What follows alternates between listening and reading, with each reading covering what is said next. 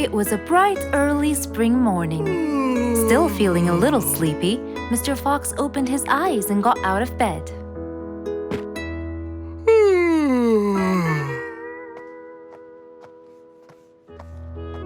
Since the weather was beautiful outside and awfully tempting, Mr. Fox decided to go for a walk in the jungle.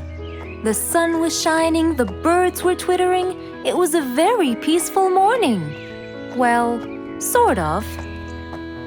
Worried that something terrible could have happened to one of the animals in the jungle, Mr. Fox sprinted towards the sound. Are you kidding me? You're the size of an air balloon! Are you making fun of my size, you piece of you? What? Take that back now, you... No! I'll never take it back! This was all your fault! No, it wasn't! It was yours! No! It's always your fault! Now, calm down! Oh, Mr. Fox, I'm so glad you passed by. You're the only one that could solve my problem. Solve your problem? No, Mr. Fox will solve our problem. No way! What you did was a total crime. So not true. You're the one who started it all and injured me, you big... There, calm down. And just tell me what happened. He woke squeezed me me. up. Slow down, one at a time. Mr. Panda, you go first. Thank you. Now, I was walking heading to my house when I realized that for me to get there, it will take me 12 minutes. And I was so tired and sleepy. So I thought about it, and I realized I should just lay here for a while and take a short nap. And just as I was starting to get comfortable, I found little chicklets screaming with the highest pitch into my ears, Mr. Fox. My ears! Can you believe that? Well, that's not a very nice thing to do, little chicklets. Why did you do that? But I didn't, Mr. Fox. And how is that? I was heading to my favorite lake, and I was walking just right behind Mr. Wicks, when all of a sudden, out of nowhere, he decided to lay down and fell to the ground and squeezed my beautiful wing. And if it wasn't for my high-pitched voice, I would have been dead by now. Well, that was pretty dangerous, Mr. Wicks. What should I do, Mr. Fox? I was really tired and I needed my nap. So I took it. What should a panda do to take his nap? Can't you just wait till you reach your own house? Or at least look behind you before you decide to fall down? My house is 12 minutes away, and all the walking had already stolen away all my energy. I had to take a nap to recharge. I can't keep on walking forever. Then look behind you or sleep next to a tree or something. Why don't you watch where you're stepping? It was a very troubling matter indeed. The little chick almost got crushed. But Mr. Wicks didn't mean it. He was just so tired that he fell asleep. Right? Mr. Wicks, answer me. Did you intend to squeeze little chicklet's wings? Of course I didn't. Were you aware that you were going to take a nap in the middle of the road? Actually, I vividly remember. I walked to the tree side first, but when I woke up, I found myself in the middle of the road. How many naps do you need per day? From 5 to 7, I would say. Did you take a nap before you decided to head home? Of course. Do you usually nap in between? Not always, but today I went so far from my house. I tried to hurry to nap at home, but you know, I'm too slow. Say no more. I now know the answer. Really? Yes. Worry no more, little chicklets. From now on, Mr. Wicks will always nap at his own house. Just a second. Aha! There it is! Is that what they call caffeine? My, I didn't think it was that huge. No. It's something even better. Better than caffeine? And chocolates too.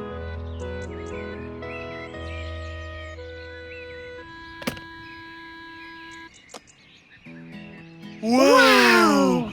Rollerblades! So you'll be able to move fast and reach your house as fast as you can. Oh, can I try it now? Sure you can. Wow! Whee! Yahoo! Thank you, Mr. Fox. Anytime you need me, I'll be there.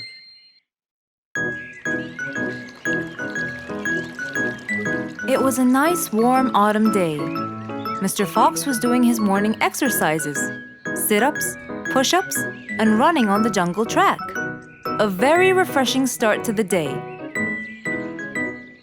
But then, unexpectedly, fog started to form, stopping any plans to enjoy the beautiful weather.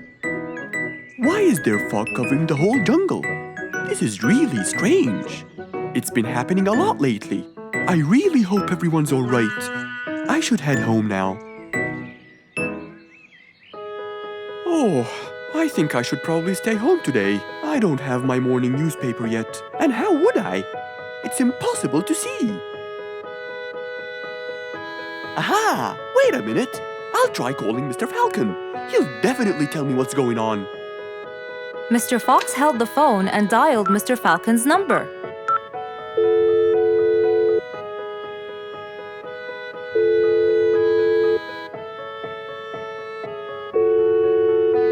Oddly enough, there was no answer. I guess he's not home. Maybe I can reach him on his walkie-talkie. As Mr. Fox went to look for his walkie-talkie, he heard a loud knock on the door. Huh? I thought everyone stayed home in this weather. Who could it be? Puzzled, Mr. Fox went to open the door. He was taken by surprise. It was Jack the horse. He stood there holding a briefcase and looking smart. Jack was a very busy business horse. He was always rushing to keep a tight schedule. But today, something seemed off. He looked like something was bothering him. Oh, Jack, what a nice surprise! It's been a long time since we met. How have you been? Come in. Thank you, Mr. Fox. But I don't want to waste any more time. I'm on a very tight schedule. Of course. Can I bring you... I don't have time. I just needed to talk to you urgently, Mr. Fox. Have a seat, please. And as you know, time is money. Wait. Hold on. First, tell me how you managed to get here in this bad weather. There's no time. I'm so busy, and I need your help with something important. All right, tell me what's the matter. Well, it all started last week.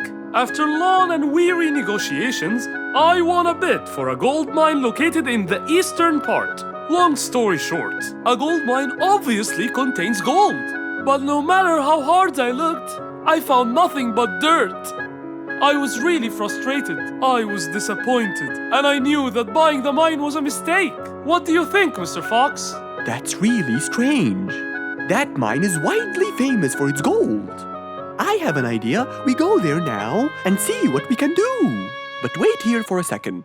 I need to bring something that will help us. Are you sure you don't want to drink anything? Yes, thank you, Mr. Fox. But please, hurry up. You know that time is money, and I can't waste any more time. I get it. Just give me 2 minutes. Too much, Mr. Fox. So, Mr. Fox went to his room to change his clothes, trying to be quick. Then, he went to his workshop. He looked everywhere for his metal detector.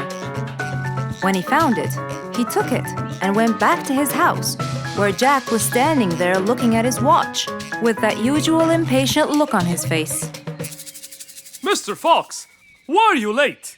I have a really important meeting tonight at 8, you know. We're making a deal, and I don't want to waste any more time. You know that time is money. Time is money. I know that, Jack. But now we're wasting more time, aren't we? Right. Let's take my car, Mr. Fox. Okay. The fog had gradually started to clear away, and the vision became clearer and clearer. But as Mr. Fox was about to get in the car, something happened. What's that? What's going on? What happened? That's what we'll find out in the next episode.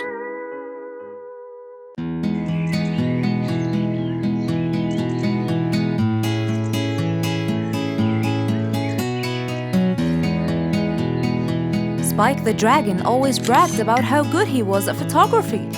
And all he wanted was just one little chance to prove to everyone how talented he was.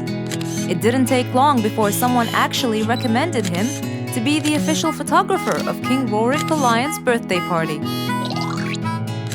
All done and send.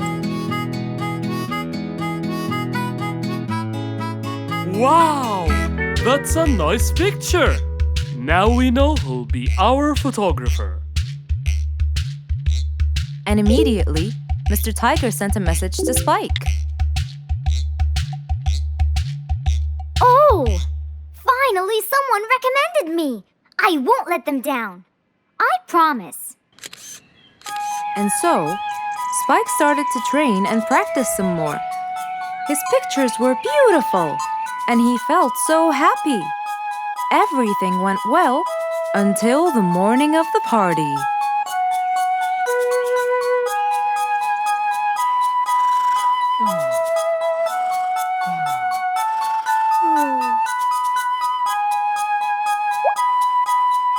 Oh, today's the day!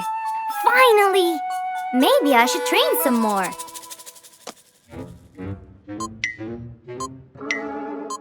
Huh? Oh no! What have I done? While Spike was testing his camera, he pressed on something that changed his camera settings. Now all his pictures turned to white. Spike tried to change it back. He cleaned his lens and checked his filters, but all was in vain. What will I do? Oh, what will I do? I must go to MrFox at once. Feeling so worried and sad, and with no clue what to do, Spike held his camera and flew off to Mr. Fox.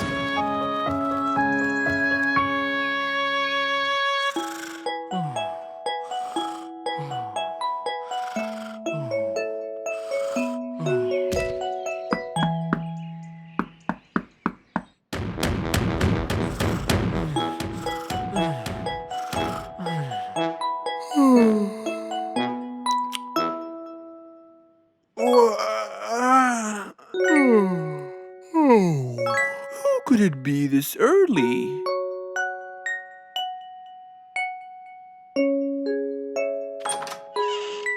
Oh, Spike, it's you. Help me, Mr. Fox. My camera. Help! All white, broken. Help! Calm down, calm down. Please, come in. Spike followed Mr. Fox inside. He sat down and started to speak slowly. You know today's the king's birthday party. Yes, and you've been hired as the official photographer. Congratulations, Spike. Oh, Mr. Fox, it would soon be condolences. What? Why? My camera. It's broken. Broken? Yes, I woke up early today and tried to check it. But I found that every picture I take becomes white. Have you checked the lens?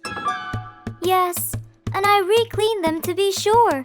But it's no use. And the filter? Everything. The lens and the filter. Can I take a look at it? Mr. Fox held the camera and started to check the settings. Where could I buy another one now? Do you have a professional or digital one? I don't think you'll need it, Spike.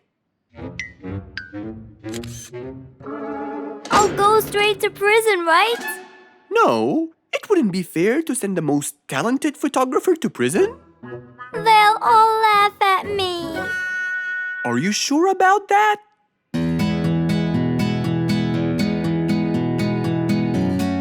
Mr. Fox took a picture with the camera and showed it to Spike, who couldn't believe his eyes. Wow, it's back.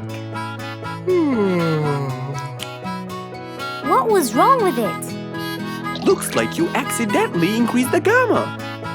Oh, I forgot to check that. Thank you, Mr. Fox.